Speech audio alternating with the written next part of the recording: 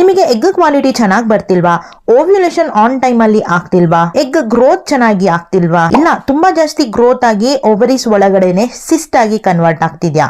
ತುಂಬಾ ಜನಕ್ಕೆ ಇದು ಯಾವುದೇ ಸಮಸ್ಯೆ ಇರಲ್ಲ, ಗ್ರೋತ್ ಚೆನ್ನಾಗಿರುತ್ತೆ, ಡೆವಲಪ್ಮೆಂಟ್ ಚೆನ್ನಾಗಿರುತ್ತೆ, ಕ್ವಾಲಿಟಿ ಚೆನ್ನಾಗಿರುತ್ತೆ, ಬಟ್ ರಪ್ಚರ್ ಆಗಲ್ಲ. ರಪ್ಚರ್ ಆಗ್ಲಿಕ್ಕೆ ಹೋಗಿ ಡಾಕ್ಟರ್ ಹತ್ರ ಇಂಜೆಕ್ಷನ್ಸ್ ಮಾಡಿಸ್ಕೊಳ್ತಾರೆ. ಈ ಎಲ್ಲಾ ಸಮಸ್ಯೆ ನಿಮಗಿದ್ಯಾ? ಹಾಗಾದ್ರೆ ಈ ವಿಡಿಯೋ ನಿಮ್ಗೋಸ್ಕರ. ಹೌದು, ನಮ್ಮೆಲ್ಲರಿಗೂ ಗೊತ್ತಿದೆ ಪ್ರೆಗ್ನೆನ್ಸಿ ಪ್ಲಾನ್ ಮಾಡೋರಿಗೆ ಒಂದೊಂದು ಮಂತ್ ಕೂಡ ಎಷ್ಟು ಇಂಪಾರ್ಟೆಂಟ್ ಆಗಿರುತ್ತೆ ಅಂತ. ಯಾಕಂತ ಹೇಳಿದ್ರೆ ಒಂದೊಂದು ಮಂತ್ ಅಲ್ಲೂ ಕೂಡ ಒಂದೊಂದು ಎಗ್ ರಿಲೀಸ್ ಆಗ್ತಾ ಇರುತ್ತೆ, ಎಗ್ ರಿಸರ್ವ್ ಅನ್ನೋದು ಕಡಿಮೆ ಆಗ್ತಾ ಇರುತ್ತೆ. ಹಾಗಾಗಿ ನಮಗೇನಾದ್ರೂ ಇಲ್ಲಿ ಎಗ್ ಕ್ವಾಲಿಟಿ ಚೆನ್ನಾಗಿಲ್ಲ ಅಂತ ಹೇಳಿದ್ರೆ, ಓವ್ಯುಲೇಷನ್ ಆಗಿಲ್ಲ ಅಂತ ಹೇಳಿದ್ರೆ ಆ ಮಂತ್ ಫುಲ್ ವೇಸ್ಟ್ ಅಂತಾನೆ ಕನ್ಸಿಡರ್ ಮಾಡ್ಬೋದು.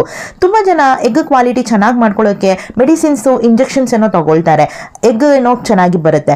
ಬಟ್ ಈ ಆರ್ಟಿಫಿಷಿಯಲ್ ಆಗಿ ಅವರು ಎಗ್ ಗ್ರೋತ್ ಅನ್ನ ಮಾಡ್ಕೊಳ್ಳೋದ್ರಿಂದ ಹಾರ್ಮೋನ್ಸ್ ಅಷ್ಟು ಬೆಳವಣಿಗೆ ನ್ಯಾಚುರಲ್ ಆಗಿ ಆಗದೇ ಇರುವಂತ ಕಾರಣದಿಂದ ಗರ್ಭಕೋಶದ ಗರ್ಭಗೋಡೆ ಪ್ರಾಪರ್ ಆಗಿ ಅಂದ್ರೆ ಎಂಡೋಮೆಟ್ರಿಯಂ ಲೈನಿಂಗ್ ಅನ್ನೋದು ಅಲ್ಲಿ ಚೆನ್ನಾಗಿ ಫಾರ್ಮೇಶನ್ ಅವರಿಗೆ ಆಗಿರೋದಿಲ್ಲ. ಸೊ ಹಾಗಾಗಿ ಭ್ರೂಣ ಹೋಗಿ ಗರ್ಭಕ್ಕೆ ನಿಲ್ಲುವಂತಹ ಮಾತೇ ಬರೋದಿಲ್ಲ. ಸೊ ಹಾಗಾಗಿ ನಿಮ್ಮೆಲ್ಲರಿಗೂ ಇಂಜೆಕ್ಷನ್ಸ್ ಇಲ್ದೇನೆ, ಮಾತ್ರೆ ಇಲ್ದೇನೆ, ಯಾವುದೇ ರೀತಿಯ ಟ್ರೀಟ್ಮೆಂಟ್ ಇಲ್ದೇನೆ ಒಳ್ಳೆ ರೀತಿಯಲ್ಲಿ ನಿಮ್ಮ egg development, egg growth, egg quality ಚೆನ್ನಾಗಾಗಬೇಕು, ಹಾರ್ಮೋನ್ಸ್ ಕೂಡ ತುಂಬಾ ಚೆನ್ನಾಗಿ ಬ್ಯಾಲೆನ್ಸ್ಡ್ ಆಗಿ ಇದ್ದು ನಿಮ್ಮ ಎಂಡೋಮೆಟ್ರಿಯಂ ಲೈನಿಂಗ್ ಕೂಡ ತುಂಬಾ ನ್ಯೂಟ್ರಿಷಿಯಸ್ ಹಾಗೆ ಹೆಲ್ದಿ. ಹೌದು, ನೀವು ಕೇಳ್ತಾ ಇರೋದು ಕರೆಕ್ಟು. ನ್ಯೂಟ್ರಿಷಿಯಸ್ ಹಾಗೆ ಹೆಲ್ದಿ ಇದ್ರೆ ಮಾತ್ರ ಇಂಪ್ಲಾಂಟೇಶನ್ ಅನ್ನೋದು ಸಕ್ಸಸ್ಫುಲ್ ಆಗುತ್ತೆ, ಬೇಬಿ ಹೋಗಿ ಗರ್ಭದಲ್ಲಿ ನಿಲ್ಲುತ್ತೆ. ಈ ರೀತಿ ಆಗಬೇಕು ಅಂದ್ರೆ ಇವತ್ತಿನ ವಿಡಿಯೋ ನಿಮ್ಗೋಸ್ಕರ. ಹಾಗಾದ್ರೆ ಮೊದಲನೇದಾಗಿ ನೀವು ಮಾಡಬೇಕಾಗಿರೋದು ನಿಮ್ಮ ಫರ್ಟಿಲಿಟಿ ಟೆಸ್ಟ್. ಮೊದಲನೇದಾಗಿ ನೀವು ನಿಮ್ಮ ಹೆಲ್ತ್ ಯಾವ ರೀತಿ ಇದೆ ಅಂತ ನೀವು ತಿಳ್ಕೊಳ್ಬೇಕಾಗುತ್ತೆ. ತುಂಬಾ ಜನ ಏನ್ ಮಾಡ್ತಾರೆ, 2 ವರ್ಷ 3 ವರ್ಷ ಹಳೇ ಒಂದು ರಿಪೋರ್ಟ್ಸ್ನ ಇಟ್ಕೊಂಡು ಆ ಒಂದು ರಿಪೋರ್ಟ್ಸ್ ಅನ್ನೇ ನೋಡ್ತಾ ಫಾಲಿಕ್ಯುಲರ್ ಸ್ಕ್ಯಾನ್ಗೆ ಮಾತ್ರ ಹೋಗಿ ಎಗ್ ಡೆವಲಪ್ಮೆಂಟ್ ಆಗ್ತಿಲ್ಲ ಅಂತ ಟೆನ್ಷನ್ ತಗೊಳ್ತಾರೆ. ಹಾಗಾಗಿ ನೀವು 6 ಮಂತ್ಸ್ ಒನ್ಸು ಫ್ರೆಶ್ ಆಗಿ ರಿಪೋರ್ಟ್ಸ್ಗಳನ್ನ ಮಾಡಬೇಕು. ಅದರಲ್ಲಿ ಮೊದಲನೇದಾಗಿ ಹಿಮೋಗ್ಲೋಬಿನ್ ಬ್ಲಡ್ ಕೌಂಟ್, ನಿಮ್ಮ ದೇಹದಲ್ಲಿ ಬ್ಲಡ್ ಕೌಂಟ್ ಸರಿ ಇದೆಯಾ?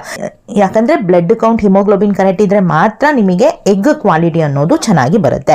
ಸೆಕೆಂಡ್ ಟೆಸ್ಟ್ ಬಂದು AMH ಅಂದ್ರೆ ಆಂಟಿ ಮ್ಯುಲೇರಿಯನ್ ಹಾರ್ಮೋನ್ ಟೆಸ್ಟ್. ಈ ಟೆಸ್ಟ್ ಏಜ್ ಆಗ್ತಾ ಆಗ್ತಾ ನಿಮ್ಮ ಅಂಡಾಶಯದ ಆರೋಗ್ಯ ಕಡಿಮೆ ಆಗುತ್ತೆ, ಅಲ್ಲಿರುವಂತಹ ಎಗ್ಸ್ಗಳು ಎಷ್ಟು ಮಿಕ್ಕಿದೆ ಅನ್ನುವಂತಹ ಮಾಹಿತಿಯನ್ನ ಕೊಡುತ್ತೆ AMH ಟೆಸ್ಟ್. ಈ ಟೆಸ್ಟ್ ಕೂಡ ಮಾಡಿಸ್ಕೊಳ್ಳಿ. Next thyroid test. ತುಂಬಾ ಜನ ಮಹಿಳೆಯರಿಗೆ ಇವಾಗಿನ ಕಾಲದಲ್ಲಿ ತುಂಬಾ ಕಾಮನ್ ಆಗಿ ಬರ್ತಾ ಇರುವಂತಹ ಒಂದು ಸಮಸ್ಯೆ ಥೈರಾಯ್ಡ್. ಇನ್ ಕೇಸ್ ನಿಮಗೆ ಥೈರಾಯ್ಡ್ ಇದೆ ಅಂತ ಹೇಳಿದ್ರು ನಿಮಗೆ ಪ್ರೆಗ್ನೆನ್ಸಿ ಆಗಕ್ಕೆ ಕಷ್ಟ ಆಗುತ್ತೆ, ಎಗ್ ಗ್ರೋತ್ ಚೆನ್ನಾಗಾಗಲ್ಲ. ಯಾಕಂತ ಹೇಳಿದ್ರೆ ಪ್ರೋಲ್ಯಾಕ್ಟಿನ್ ಜಾಸ್ತಿ ಆಗುವಂತ ಸಂಭವ ಇರುತ್ತೆ. ಹಾಗಾಗಿ ನೀವು ಪ್ರೋಲ್ಯಾಕ್ಟಿನ್ ಟೆಸ್ಟ್ ಕೂಡ ಮಾಡಿಸ್ಕೊಳ್ಳಿ. ನಾನು ಹೇಳಿರೋ ರೀತಿ haemoglobin test, AMH test, thyroid test ಹಾಗೇನೆ ಪ್ರೋಲ್ಯಾಕ್ಟಿನ್ ಟೆಸ್ಟ್ ಅನ್ನ ನೀವು ಮಾಡಿಸ್ಕೊಳ್ಳಿ. ಎಗ್ ಕ್ವಾಲಿಟಿ ಯಾಕೆ ಚೆನ್ನಾಗಿ ನಿಮಗೆ ಬರ್ತಾ ಇಲ್ಲ ಅಂತ ಈ ಟೆಸ್ಟ್ಗಳ ಮೂಲಕ ನಿಮಗೆ ತಿಳಿದು ಬರುತ್ತೆ.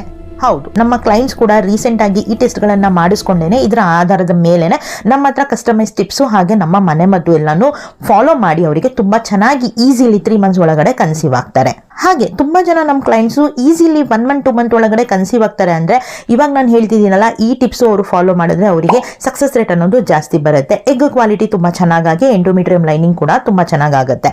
ಎಗ್ ಕ್ವಾಲಿಟಿ ಚೆನ್ನಾಗಾಗಬೇಕು, ಎಂಡೋಮೆಟ್ರಿಯಂ ಲೈನಿಂಗ್ ಚೆನ್ನಾಗಿ ಬರಬೇಕು ಅಂದ್ರೆ FSH, LH, ಈಸ್ಟ್ರೋಜನ್, ಪ್ರೊಜೆಸ್ಟ್ರಾನ್ ಈ ಹಾರ್ಮೋನ್ಸ್ಗಳು ನಿಮ್ಮಲ್ಲಿ ನಾರ್ಮಲ್ ಆಗಿ ಇರಬೇಕು. ನಮ್ಮ ಕ್ಲೈಂಟ್ಸ್ ಗಳಿಗೆ ಪಾಸಿಟಿವ್ ಬಂದಾಗ ನಾನು ಮಾತಾಡಿದಾಗ ಅವರು ತುಂಬಾ ಜನ ನಮ್ಮ ಹತ್ರ ಶೇರ್ ಮಾಡ್ಕೊಳ್ಳೋದು ಎಕ್ಸರ್ಸೈಸ್ ಪ್ಲಸ್ ಯೋಗ ಮಾಡಿದ್ವಿ ಅಂತ ಹೇಳ್ತಾರೆ. ಅವರಿಗೆ ಆವಾಗ ಸಕ್ಸಸ್ ರೇಟ್ ಜಾಸ್ತಿ ಬಂದಿದೆ ಅಂತ ತಾನೇ ಅರ್ಥ. ಸೊ ಹಾಗಾಗಿ ನೀವು ಅನುಲೋಮ್ ವಿಲೋಮ, ಕಪಾಲಭಾತಿ, ಚಕ್ಕಿ ಆಸನ, ಬಟರ್ಫ್ಲೈ ಆಸನ, ಲೆಗ್ ಅಪ್ ದಿ ವಾಲ್ ಅಂದ್ರೆ ವಿಪರೀತ ಕರಣಿ ಆಸನ, ಈ ಎಲ್ಲದ್ರ ಬಗ್ಗೆನೂ ಡೀಟೇಲ್ಡ್ ವಿಡಿಯೋ ಮಾಡಿದೀನಿ. ಯಾವ ರೀತಿ ಅಂತ ಹೋಗಿ ಚೆಕ್ ಮಾಡಿ. ಈ ಆಸನಗಳನ್ನ ಡೈಲಿ 5 to 7 minutes ಈಚ್ ಆಸನವನ್ನ ಮಾಡಿ. ನಿಮಗೆ ಸಕ್ಸಸ್ ರೇಟ್ ಅನ್ನೋದು ಅಲ್ಲೇ ಜಾಸ್ತಿ ಆಗುತ್ತೆ, ಹಾರ್ಮೋನ್ಸ್ ಬ್ಯಾಲೆನ್ಸ್ ಆಗುತ್ತೆ, ಸ್ಟ್ರೆಸ್ ಕಡಿಮೆ ಆಗುತ್ತೆ.